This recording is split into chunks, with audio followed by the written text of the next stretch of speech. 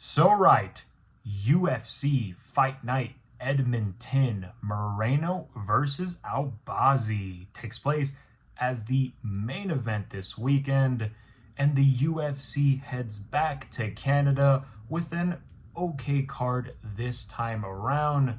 They've gathered some of their best Canadian fighters representing this card, also stacked with 14 fights on it.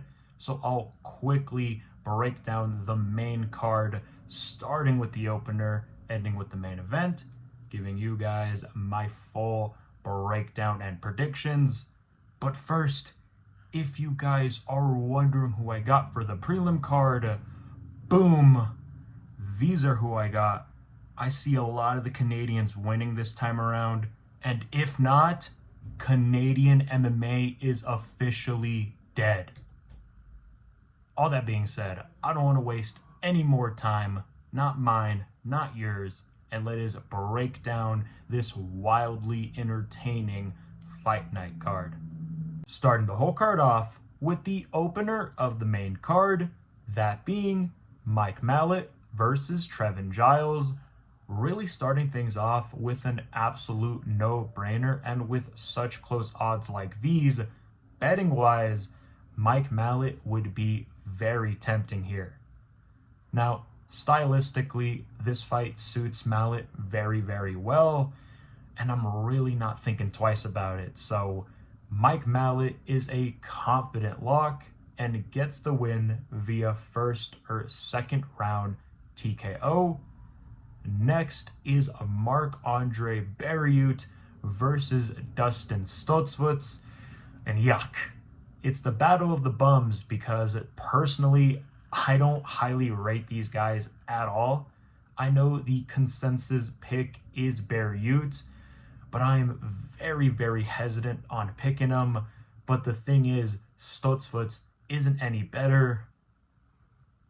I wouldn't really want to make a pick here, but I'll go with the community in Marc-Andre Barriault to get the win via second or third round TKO. Lastly is Caio Machado versus Brendson Ribeiro. A real nothing fight, and I'm very confused on why this is on the main card. I know the community pick is Ribeiro, but with Caio Machado making the cut down to light heavyweight, he's looking absolutely shredded. And you know what? I'll take the gamble here and go with Caio Machado to get the win via unanimous decision, 29-28. Moving on to the feature fight of the main card, and what should be an absolute explosive one in the heavyweight division, Derrick Lewis versus Jhonata Diniz. Now, we all know what the Black Beast brings to the table. He still remains one of the most dangerous heavyweights in the division, is currently riding momentum, and still has that earth-shattering knockout power that could put anybody out on any given time. Now, Jhonata Diniz, on the other hand, is looking like a top prospect, has a background in glory kickboxing, so he has that pedigree in the striking department, currently undefeated, 2-0 in the UFC. And that being said, being 2-0 in the company and being given a top guy like Derrick Lewis, I don't know, to me, it feels like a giant leap up in competition for Diniz. So, you know what? I'm going to gamble here and go with the underdog of Derrick Lewis to get the win via first or second round KO. We move on to the co-main event of the evening, a highly technical fight taking place in the women's flyweight division, Erin Blanchfield versus Namajunas. Great fight, and a very close one at that, so I could see why the odds have it at such. For anybody that doesn't know, Erin Blanchfield is a heavy pressure fighter with a strong background in wrestling, and in a 3-rounder against Namajunas, I'd confidently pick her. However, she got dominated in her last fight out, exposed the holes in her game, and sort of built a blueprint on how to beat her.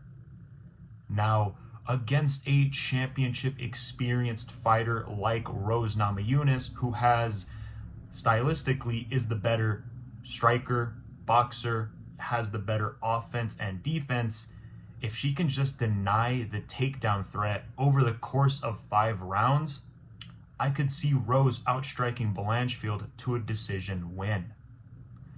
It's close and tricky for how even this fight is, but I'm going to go with the underdog here.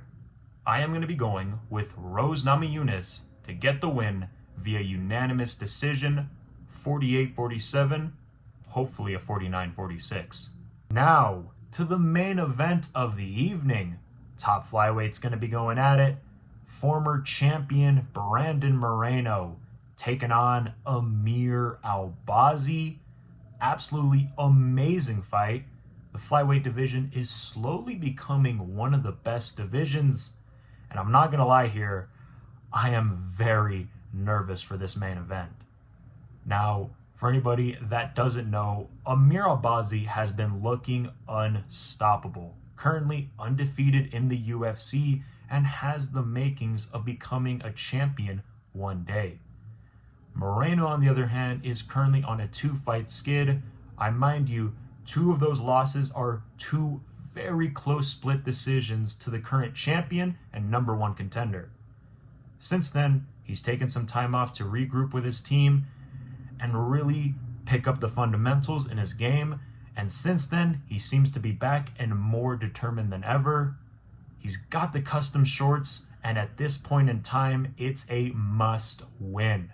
Stylistically, I think Moreno beats Albazi wherever the fight goes, but to be honest, it really relies on here for Moreno. And I think a determined, ready to be back Moreno beats an Amir Albazi that hasn't fought in over a year and a half due to injuries.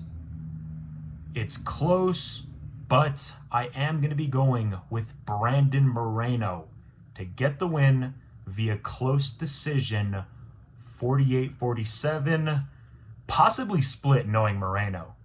I think we're going to be seeing that spinning leg kick across gyms all around the world next week. And I was just wondering, was there a technical reason for throwing that, or were you just being creative? I'm a ninja.